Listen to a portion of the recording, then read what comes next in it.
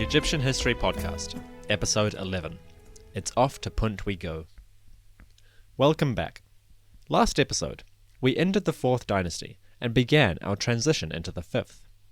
Overseen by the royal mother Khentikaus, a new king named Userkaf had stabilized the royal succession and brought new policies into the government.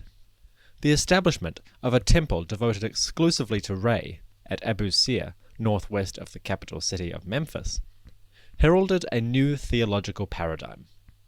No longer would the kings of Egypt devote their resources solely to their own glorification, and to spectacular monuments for their solar apotheosis.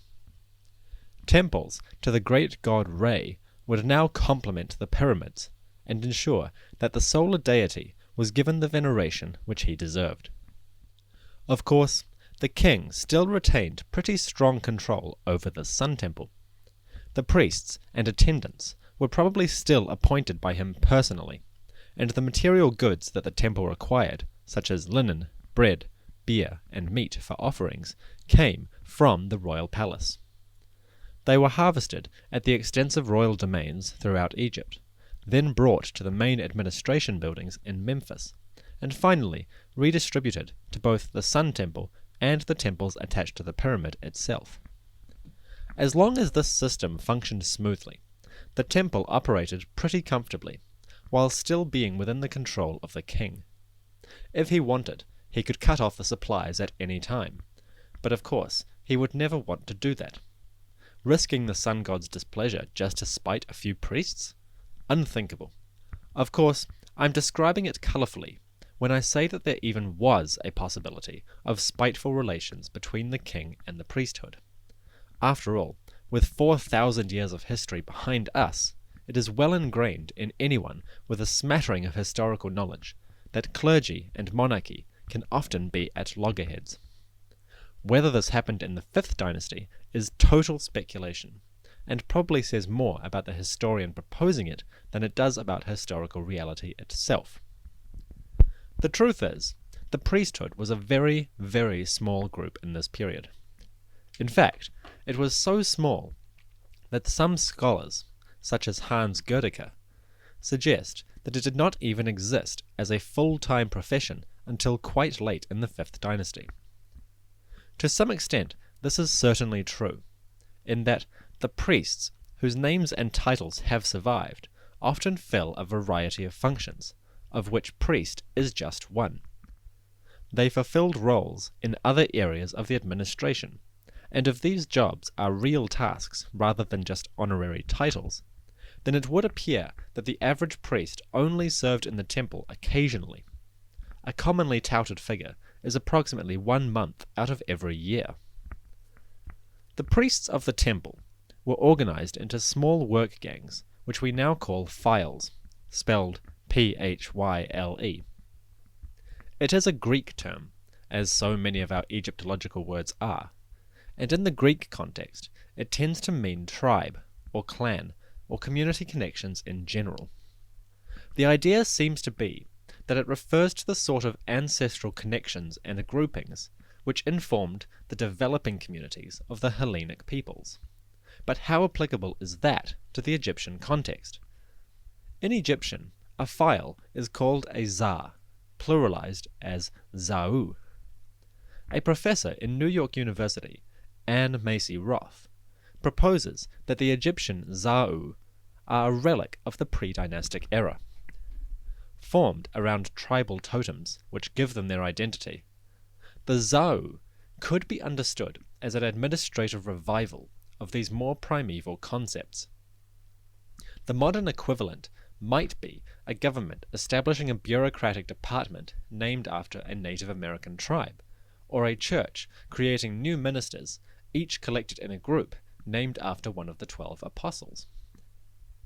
This idea that the zau came from these pre-royal totemic tribal groupings has been disputed by some other scholars. An alternative was suggested that the zau derived from early groups focused on ships, which is perhaps reflected in the hieroglyphs themselves. A zau, besides being referred to by its name, is denoted by a sign that seems to be a length of twisted and knotted rope. Now, in basic logic, a twisted rope is far more likely to refer to some kind of labour or ship crew which actually use rope than a religious totem. I tend to lean on the side of the ship crew idea, but I think Anne Macy Roth is onto a very basic truth, even if her explanation doesn't quite address it the way that I would suggest. Egyptian ships were used very early in their history. The Geertzian wall paintings, which I discussed in episode 1, and the rock carvings near Aswan, which show an early king sailing in a flotilla, demonstrate that from the very early periods of their history, the Egyptians were developing and using water transport. Now, the ships used in these images certainly required a crew to sail them, and the grouping of individuals into this kind of mini-community probably did help develop some sense of larger national community beyond basic village life. But let's look at this from another angle. We may ask ourselves, where did the crew of these ships, and the ships themselves, come from? Were they a random grouping of individuals from all over Egypt, who just met on the ship and then worked together? Or were the ships themselves built in villages, and then crewed by individuals who all came from the same small community? Given the very basic organization of Egypt in this early period, I'm willing to bet that the construction of boats did not take place in some kind of central royal shipyard. Remember, I'm speaking about the pre-dynastic period here, rather than the Fifth Dynasty, where evidence for shipyards is very much available. It is more likely that these early boats were built in villages up and down the Nile, and then used by the local inhabitants for their fishing and transport needs. The boats we are talking about here are far more basic than the enormous wooden ships used by Khufu and the kings of the Fourth Dynasty, which were buried beside their pyramids. These ships would have been made out of bundled reeds and rope, and were probably not very large. Their carrying capacity, on average, was probably about 10 people or so, which is large enough to transport 1 or 2 families, or a couple of men with a reasonable catch of fish or load of materials. Anything larger, and you're looking at some serious economic sophistication, of which we have very little evidence from such an early period.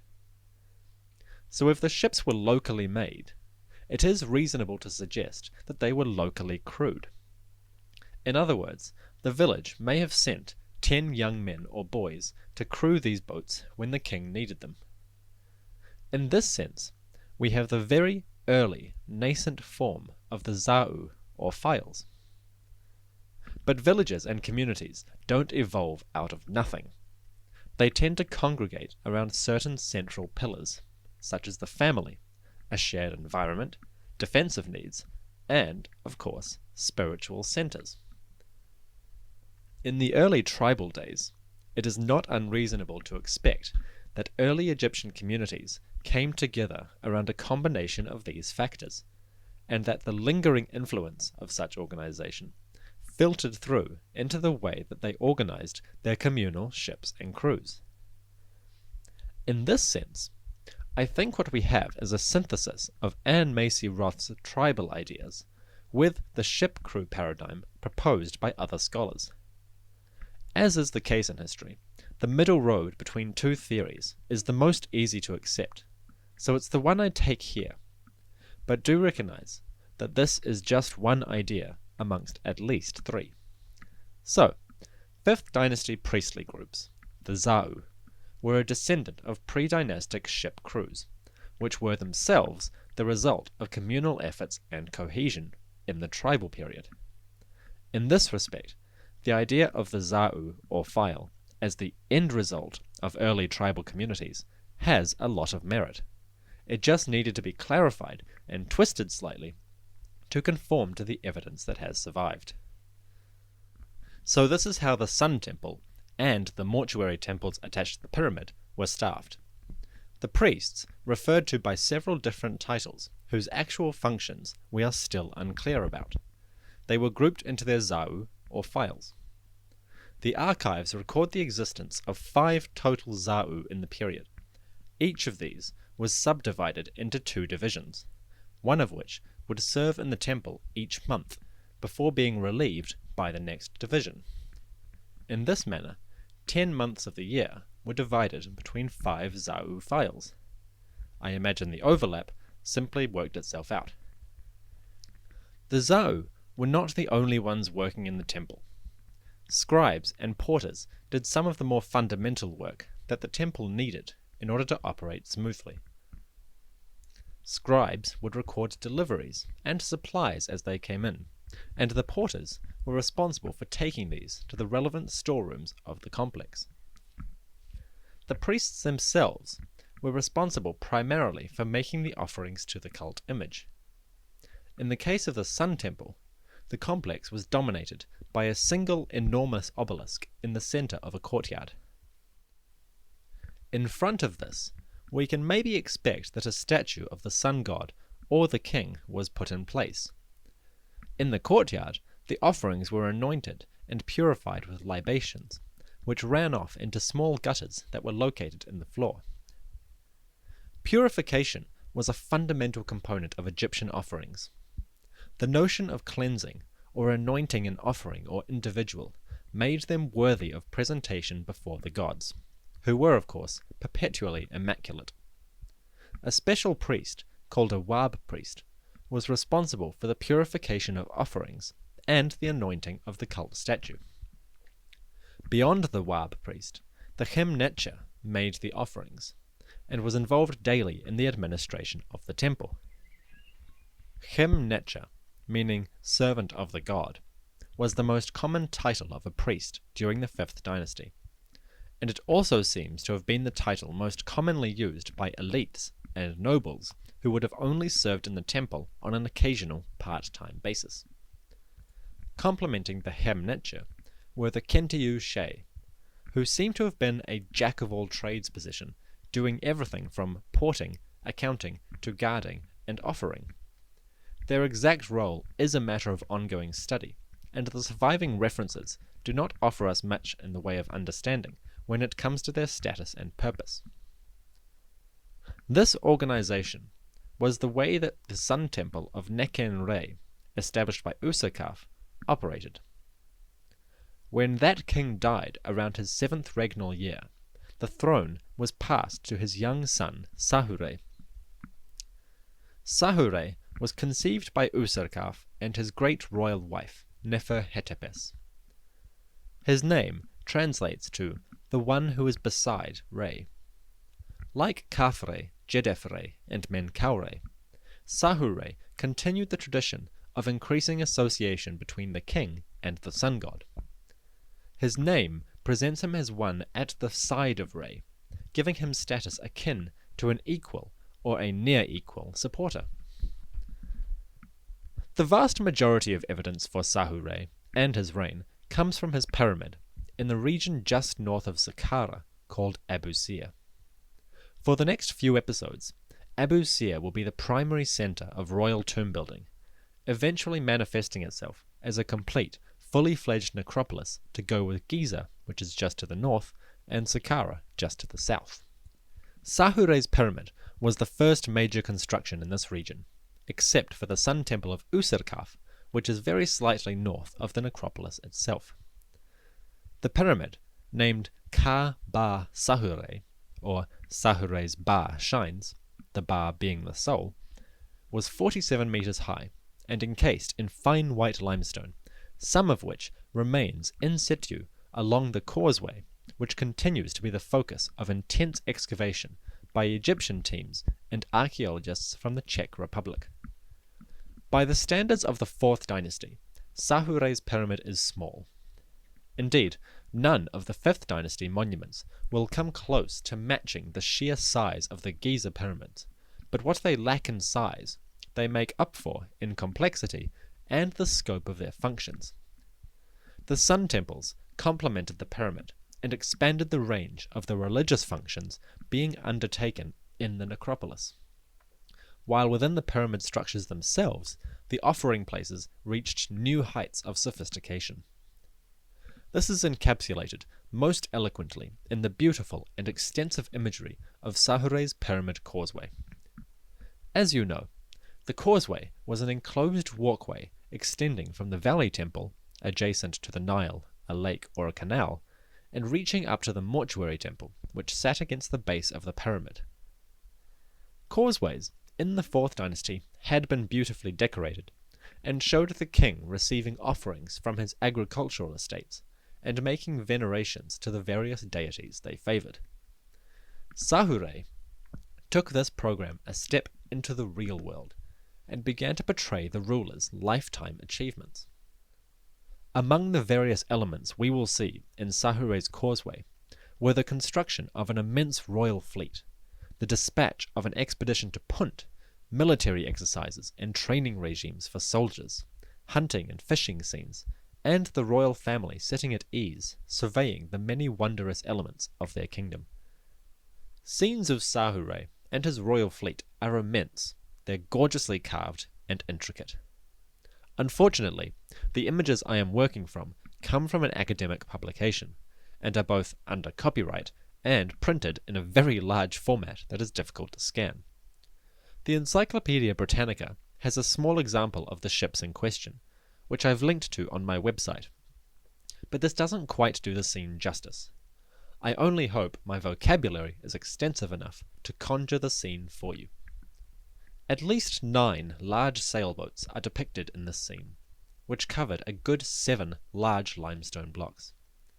At the stern of one sailboat, King Sahure steers the rudder and directs the sail of the ship, while to either side of the river, royal attendants run in rank and file on what must be the banks of the Nile or a canal. The sail is intricately decorated in small floral patterns set within squares, and a vulture flies over the scene, bringing divine favour to the king's endeavour. Before the king, small attendants guide ropes and pull at oars. These sailors are referred to as Aper Semeru Sahure, or crew of the Semeru of Sahure. If you remember back to our early episodes, the Semer, or companions, were among the king's elite attendants and confidants. Close to the king, and recognized as part of his inner circle, they formed the social core of the royal power structure. Their representation as oarsmen is probably fictional, but it gives the actual people a prominence and close association with the king standing in the stern, and represents artistically the social status which they enjoyed in life. Sahure's fleet was built for 2 purposes. The first is fairly straightforward. The king wanted to enhance his prestige by commissioning something that hadn't really been done, or at least recorded, before. The second was a bit more extensive in terms of its difficulty and reach. The fleet was going to Punt, a semi-mythical land far to the south of Egypt. Early kings had traded with Punt, but as far as we know, Sahure was the first to commission a full-scale royal expedition. It is this expedition which forms the second of this episode's iconography themes. While Punt was a real place, I call it semi-mythical because its location remains uncertain, and it appears in stories and myths as a sort of Narnia-esque region. It's referred to in passing to demonstrate a protagonist's worldly journeys, but never really described in any great detail. A synonym for Punt was Ta Netjer, or Land of the God. The term doesn't define which god, so we can't get a sense of geography from the name, but its vague and divine associations suggest that the area was only vaguely defined, and was an area of some mysticism. Scholars have reconstructed the location of Punt in a very rough sense, and now believe it to have been on the eastern coast of the Horn of Africa, comprising areas that are now part of the modern nations of Ethiopia and Eritrea. Other scholars place it around Yemen in the south of the Arabian Peninsula, and it is possible that it was actually a mix of the two. If the Egyptians visited both areas, they may have referred to the general area simply as Punt. Punt was a source of spices, and the trees which produce frankincense and myrrh, both of which were traded extensively in Africa and Arabia during antiquity. The Egyptians prized these trees greatly and called them anej, which roughly translates to sweet-smelling. In one scene, Sahure sits before the trees and enjoys their scent, and carves off small saplings, either to give to favoured courtiers, or to plant and increase the crop. Now whether the king went personally on the expedition to Punt is unclear. The scenes of the king sailing his ship suggest that he did, but apart from a few scattered references to campaigns, we actually have no clear indications from the Old Kingdom that the ruler left the land of Egypt in person. The king was vital to the stability and sacred structure of the cosmos, and a journey outside the kingdom was a dangerous undertaking. Were the king to die beyond Egypt's borders, his soul risked getting lost and being unable to unite with Re. Such a state of affairs could shake and break the very foundations of the earth. Were there restrictions on a king leaving Egypt? Could he truly do as he liked, or did these cosmic responsibilities bind him to a life within the borders? Later kings campaigned outside the Nile Valley in person, but of all the evidence to survive from the Old Kingdom, none of it really tells us whether the king was active or simply dispatched his servants and officials on his behalf. I'm going to go out on a small limb and say that maybe Sahure did go to Punt.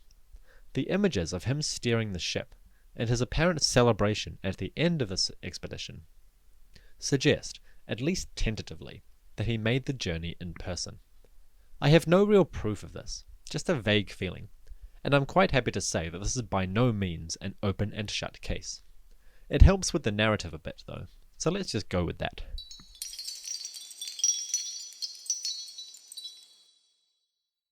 The journey to Punt is recorded in other later sources as taking quite a long time. Depending on the route taken, it could be a matter of weeks or a matter of months. The first option, which is far more likely, is that the fleet set out down the coast of the Red Sea on a relatively straightforward voyage. Aside from the fact that this journey is far more direct, far quicker, and far easier, I suspect it is the more correct option for Sahure's journey, on account of the very large port facilities that are coming to light on the Egyptian coast of the Red Sea. Thanks to listener Simon Rees, who turned me onto a Daily Mail article, the port facilities are finally being revealed to the general public after their initial excavation some years ago.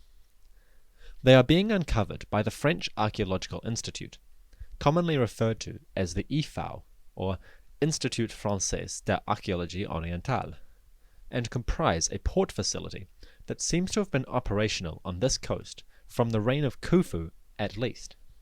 In Khufu's reign, small references were made to the gold of Punt, and it is possible we can begin to date the Egyptian trading expeditions to the early Fourth Dynasty. Sahure's fleet almost certainly sailed from this Red Sea port, if it did use the Red Sea journey. The area is large enough to accommodate 9 ships with relative safety, and the facilities were extensive enough to unload them in a fairly short period of time. The port is located at Wadi el-Jarf, which is approximately southeast of the capital at Memphis. The journey out to the port would have taken a week or so on foot, and followed what is known as a wadi, or dry riverbed. Whether Sahure went on the journey to Punt itself, he certainly would have come to the port in order to dispatch the expedition and invoke the divine protection for the enormously expensive ships he was sending into mystical lands. Egypt was not plentiful in trees during antiquity, and wood good enough for large-scale shipbuilding had to be imported from Syria and Palestine, making any ship of significant size a hugely expensive investment. Add to that the cost of feeding men for several weeks, providing fresh water while at sea, and supplies enough for trading with Punt, and you should be getting a sense that Sahure's expedition was among the greater undertakings of the Fifth Dynasty rulers. The prestige he felt it brought to him personally, and to his household, was celebrated in the grand confines of his pyramid causeway. Though the scene is not entirely complete, the sections which follow the depictions of his fleet show that Sahure presented the Punt expedition as one of the great moments in his reign. In the third of our themed scenes, which seems to take place after the expedition. The king is seated on his throne, surrounded by his family and courtiers, while the frankincense trees of Punt sit before him. The king reaches out a hand to touch the trees and enjoy his accomplishments. To either side of his throne, lions are depicted on leashes held by an attendant. The queen mother, Neferhetepes, sits before her son and in front of her daughter-in-law, the royal wife, Meret-Nebti. Apparently, Neferhetepes was quite the influence at her son's court, or at least significant enough to be prominent over the royal wife. In another scene, Sahure trims the branches of a frankincense tree, while behind him stands Neferhetepes, and behind her, and slightly smaller, Queen Meret-Nebti. Remembering back to Queen Kentukaus, who dominated Egypt as one of the most influential women yet appearing in our story, it is interesting to see Neferhetepes so firmly ensconced in the royal imagery, and, more importantly, seeming to outrank the king's actual wife.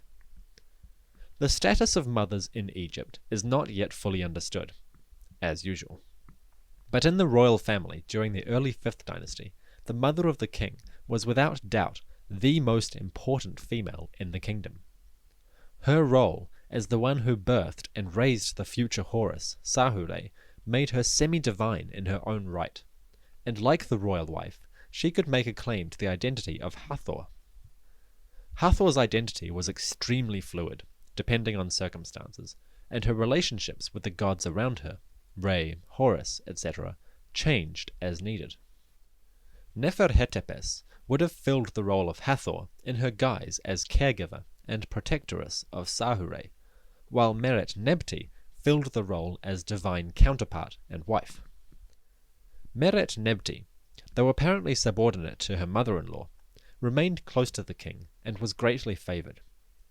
In a scene from the Pyramid Causeway, she sits at Sahure's knee, directing him as he baits and captures waterfowl. She points towards the birds, clad in the white dress commonly worn by Egyptian women of wealth. Her titles refer to her as greatly favoured of the king, and yet beyond these few attestations, we know very little about her. Before the discovery of the scenes I am detailing today, her name was not even known for certain, and it was originally proposed to be Neferet-Nebti, which we now know to be not true. The king's family and followers, depicted on the walls of this causeway, are more visible than ever before, and we can see the royal family in its absolute heyday. Where Sneferu had vague scenes of offering bearers, and Khufu's buried ships tell us a hint of his journeys upon the Nile, Sahure recorded the work of a lifetime. The great fleet of the king that took the Egyptians down to Ethiopia and east to the Arabian Peninsula. Where Khafre had commemorated himself in the Sphinx and its adjacent temple, the Sun Temple built by Userkaf and completed by Sahure united the concepts of sun god and human ruler. Where Menkaure had established a smaller pyramid with a larger mortuary temple, Sahure built a pyramid of comparable size, while completing an extensive mortuary temple, a valley temple, and exquisitely decorated causeway. In these scenes, the king goes fishing, attended by his favoured wife. In another scene, he goes hunting, attended by his son Ra-Nefer, who would soon become the king Nefer-ir-Kare. The royal princes are visible like never before. At least 5 are attested by name and in person in these scenes. Until now, we've had to scrape up references. Lucky if we learn the identity of any but the one who succeeded his father on the throne. Then, in the next scenes, we get to Sahure's greatest achievement.